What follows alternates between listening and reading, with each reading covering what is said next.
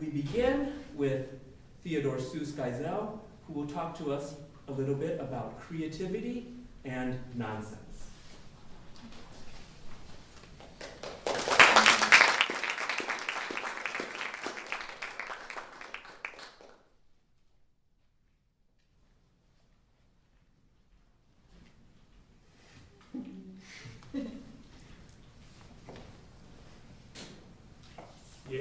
Yes, you all know who I am. Because of the hat. From the cat. Of the cat in the hat.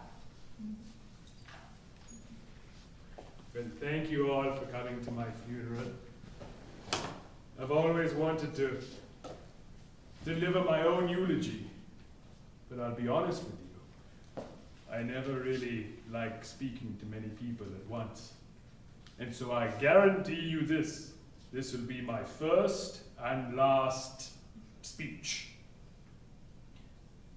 I'm glad you took the opportunity to sit. You see, the cat wasn't all of it. The cat was just part of it.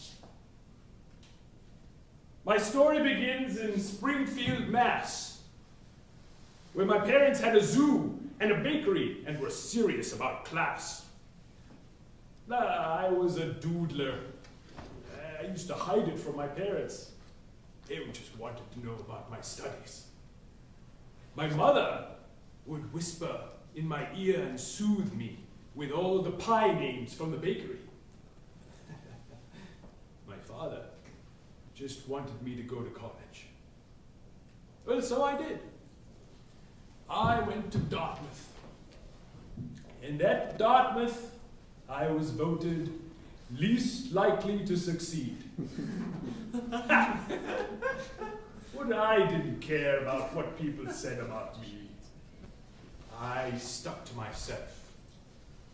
I was always working on something. Either a new creature, or a drawing, or some rhymes.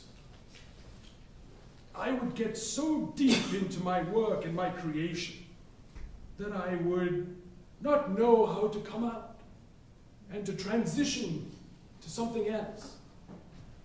For example, you remember when the cat had the cup and a cake and then a fish on a rake, etc., etc. I didn't know what to do. So I would reach into my many, many hats and put them on as a muse. And it would help me get unstuck. And so I attribute quite a lot of my works to my silly hats, because I refuse to publish wisdom. I wanted to publish nonsense. My name is Theodore Seuss Geisel, and I went by other names as well, like Theo Lessig, which is just Geisel backwards, Rosetta Stone, and Theophrastus Seuss. Of course, you all know me best as Dr. Seuss. But I wasn't a doctor. My father wanted me to become a college professor. I didn't like to study. I liked to draw and to play and to drink. During the Prohibition, I had a party in my apartment. We were caught. And I was fired from Dartmouth's humor magazine. But I kept writing under another name, Dr. Seuss. My father would have been proud at least of the name, even though it was a self-proclaimed doctorship. He didn't know what I saw. He didn't see what I saw. When I was growing up in World War I and during the Depression, all I saw were boring adults, abiding by all the rules. I wasn't like that as a child. I mean, look at all of you now, all sitting in a row, all prim and proper. Can I get a smile? You know, from here to there and there to here, there are funny things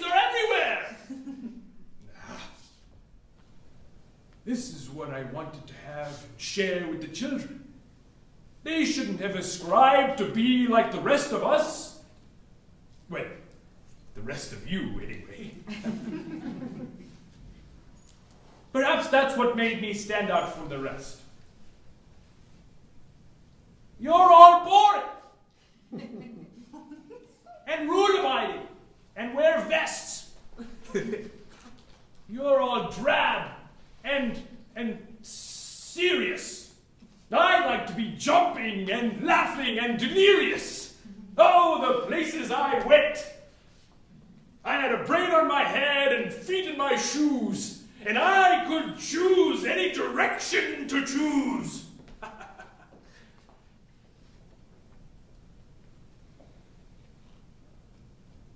I am on my own. I know what I know. And I'll be the one to choose where to go.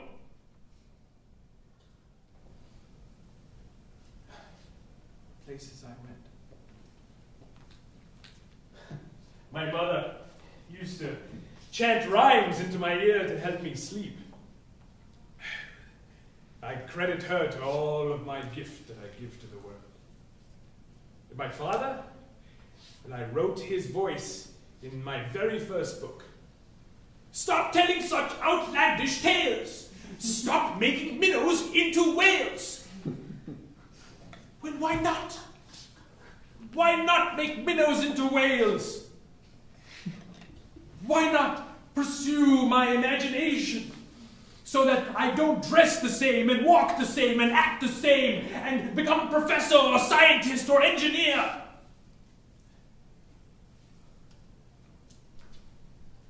This is what I want to share with the children. Why do fish only have to be in the sea? What if they were in a tree? A burst of colors for all the creatures and all the beings. For otherwise, only blacks and blues and grays would you be seeing. Horton taught me to care for others. And that no matter how small your voice is, it's not insignificant. The Sneetches taught me that we are no better than anyone else. And Sam taught me that we are all learners, even at my age and yours. That's the mark that I want to leave in the world. I brought the child out in the adult, and the imagination out in children.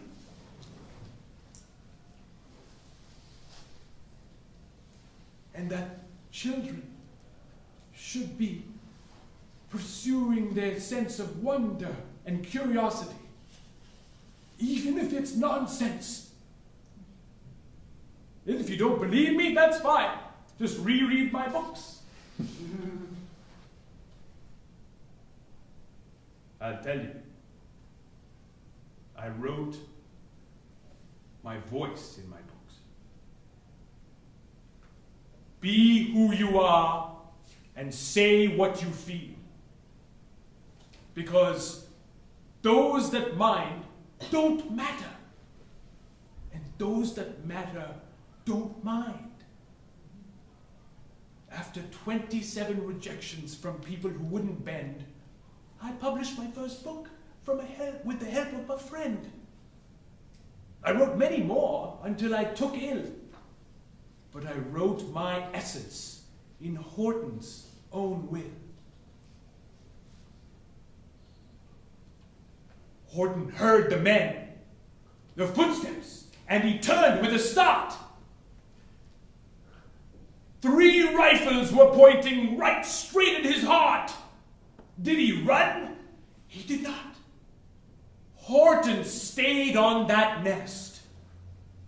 He lifted his head and puffed out his chest and turned to the hunters as so much to say, "Shoot if you must, but I won't run away. I mean what I said, and I said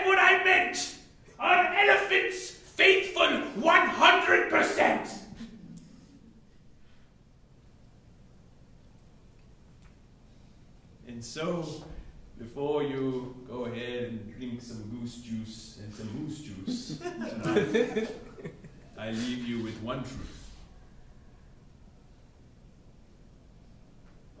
Today, you are you. That is truer than true. There's no one in this world who is youer than you. So I say adieu.